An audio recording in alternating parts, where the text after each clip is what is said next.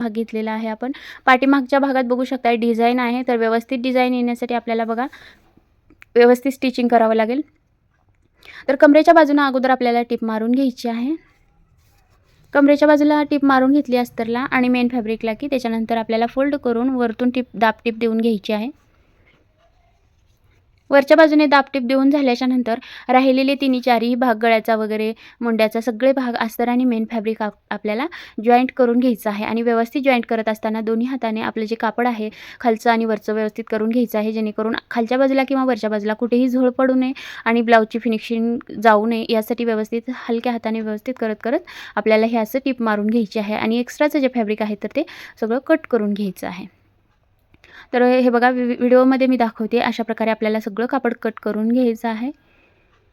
आणि त्याच्यानंतर हे बघा टक्स मारून घेणार आहोत. उभा टक्स आहे तर तो 4.5 इंचाचा आणि आडवा खालचा जो टक्स असतो तो अर्ध्या इंचाचा.